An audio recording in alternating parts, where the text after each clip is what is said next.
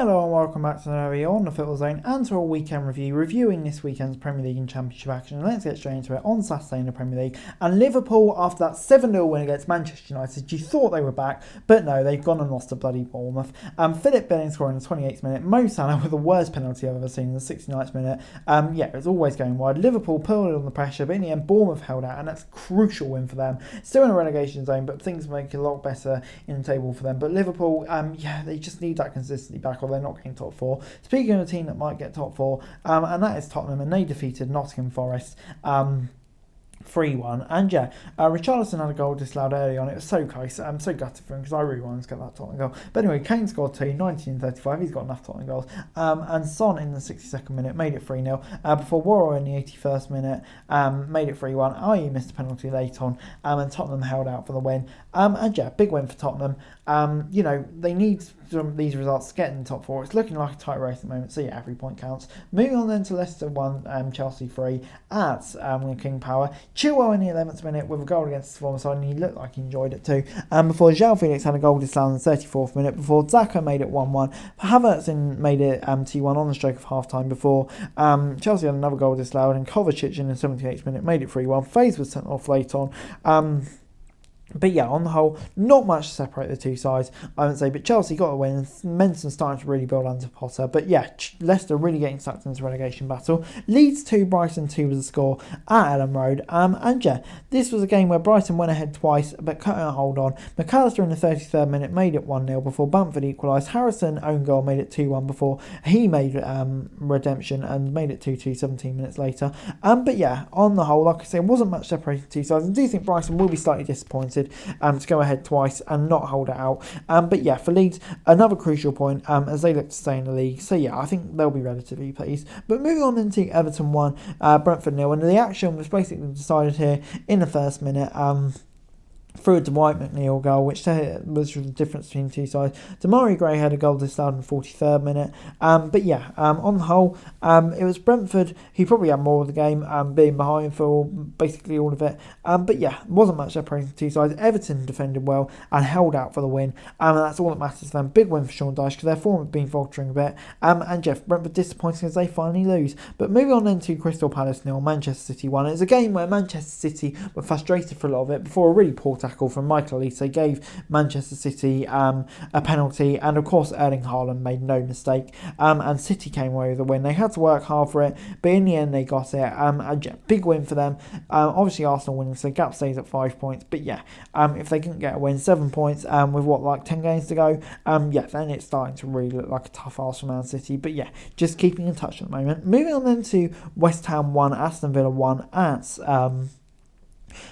the London Stadium. Watkins gave Villa a lead in the 17th minute before Ben Rama from a penalty in the 26th minute, which Unai Emery called soft, made it 1-1.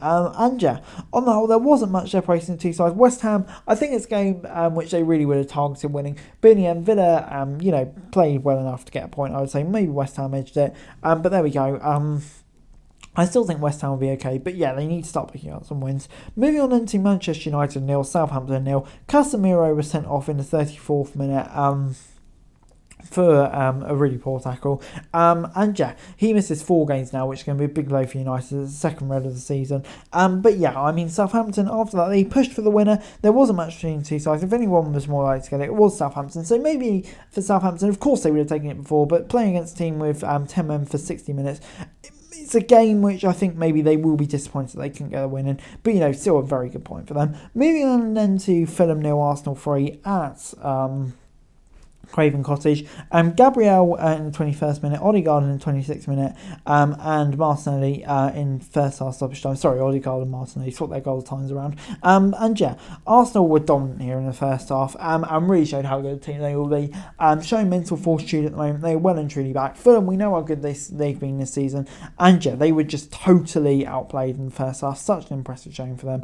Arsenal will be delighted. Moving on into Newcastle 2, Wolves 1 at St James's Park. Isaac in the 26th minute, made it 1-0 for Newcastle.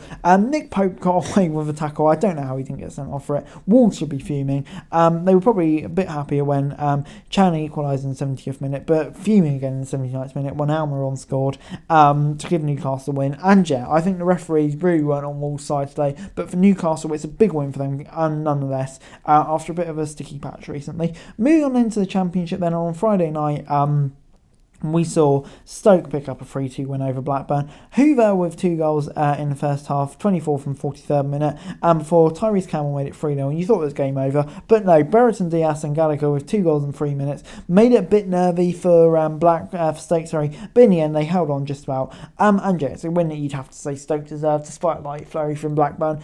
Big win for Stoke. They're really on the up now, but Blackburn, given their good form, this will be a frustrating result, but still looking good for a playoff spot. Moving on into the 10 games on Saturday, and starting off with the early one, Bristol City 2, Blackpool 0. Vyman in the 58th and Scott in the 81st made it 2-0. And yeah, it's a game that Bristol City dominated. Blackpool did have a few good chances, but in the end, a good win for Bristol City. They're in 13th place now, having a really good second half of the season under Nigel Pearson. He's doing a good job there. But for Blackpool, another really poor result. And yeah, it's a game which maybe they were targeted to get some points in it, but in the end they just never really look like they're deep in trouble. But moving on into Middlesbrough, and they picked up a big win in their pursuit of Sheffield United, defeating Swansea 3-1. Pirro gave Swansea the lead in the 15th minute, and he held it until the 54th minute before Ramsey scored. Archer 2 minutes after that made it 2-1, and Akpom in the 77th minute from the spot gave Borough a lead. And yeah, it's a game where there wasn't much separating the two sides, but Borough took their chances, and yeah, in the end got a very important win. With Sheffield United lose, they really are closing in on them, and yeah, I can see them pipping them. Moving on into Preston as they defeated Cardiff 2-0. Canyon made it 68th minute, 1-0 to Preston, before Almwick was sent off in the 91st minute for Cardiff, and Ched Evans scored in stoppage time to make it 2-0. And yeah, in the end, there wasn't much separation to two sides, but Preston got the win. And yeah, I would say they just about deserved it. It's a big win for them. Keeps their playoff hopes just about alive. 7-point gap. It's going to be tough, but you never know. Cardiff still need 6 points from the drop zone, so yeah, they still need some wins to ensure their safety. Moving on into West Brom 1, Huddersfield 0. A team that Cardiff will hope losing is Huddersfield. And yeah, they did here. John Smith's only goal of the game in the 30th minute from the spot. And yeah, despite the fact it was only 1-0, West Brom dominated the game really in every facet, and they can be delighted with that. Their form's kind of on the up again, and yeah, I think they will definitely still be targeting a playoff spot. But yeah, Huddersfield disappointed. Neil Warnock not really had the great effect there that they were hoping for, I don't think. But moving on into Sheffield United 0, Luton 1 at Bramall Lane. And yeah, Morris in the 53rd minute made it 1-0 to Luton. And yeah, Sheffield United pushed for the equaliser, but in the end they never really looked threatening. Didn't have an XG of 0.64, so that kind of sums it up really. And yeah, I mean, they tried, they huffed and puffed, but in the end Luton held out well. A big win for Luton. They'll be absolutely delighted with that. They've now got a comfortable spot inside the playoffs. 5 points clear of Norwich, but yeah, Sheffield being hunted down. But moving on into the Medeski, where it's Millwall 1, Reading 0. A penalty early on from Vogelsummer made it 1-0. And yeah, in the end, I would say it was a win that Millwall deserved. Reading were really poor, didn't have a shot goal, and you know, for a team that's been 1-0 down for 80 minutes, that is really poor. Not in great form at the moment. 6 point deduction coming potentially. You know, they're still firmly in the relegation scrap, Reading, but for Millwall, it's a big win for them after a tough few results, getting them back into playoff spot. And yeah, maybe looking good for a top 6 finish again. Moving on into QPR 1, Watford 0 at Loftus Road. The only other game coming in the 15th minute through Irogue Banham. And yeah, a big win for QPR, because obviously it's the first of the Gareth Ainsworth era. And yeah, it's a much needed win after a tough few games for him to start off. But for Chris Wilder, not the ideal start. For Watford, yeah, it's looking tougher and tougher for them to really finish in the playoffs this season. Which will be disappointing, but for QPR, a much needed win, because they have been in free fall recently, and hopefully the Gareth Ainsworth era starts now. Moving on into Coventry, and they drew 1-1 with Hull at the Ricoh Arena. And yeah, Estupiñán in the 52nd minute made it 1-0 to Hull before Gooden in the 71st minute made it 1 apiece. And yeah, Coventry pushed for the winner. They were more likely to, but in the end couldn't get it. And yeah, that will be frustrating for them because yeah, it would have moved them within 2 points of the playoffs. But for whole, a good away point for them. Still mid-table, but yeah, on the whole, a good away point for them. They'll be delighted. But yeah, for commentary, I think they'll feel like it was 2 points dropped. Moving on then to Burnley as they defeated Wigan 3-0 at Turf Moor. And yeah, Teller in the 14th minute made it 1-0 before Wigan had a player sent off for a second yellow card, and you thought it'd be a long night from them. And yeah, it kind of was. Teller in the 47th minute and Foster in the later second half made it 3-0. And yeah, as you'd expect, Burnley dominated the game. I thought maybe it could be 5 or 6 when the red card went in. But in the end, Wigan kind of kept it down to 3-0, which in the end could be kind of seen as a mini positive. But yeah, still stuffed.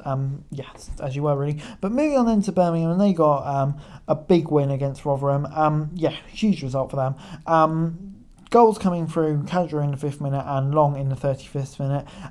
Because, yeah, I mean, obviously they've been in really bad form recently against the Rotherham side, but we have been in decent touch as well. So, yeah, it's a big win for them. Kind of alleviates any fears of getting stuck into a relegation battle. But for Rotherham, yeah, I think it will be disappointing because it's a place where they really could have gone and targeted some points, but in the end it didn't work out.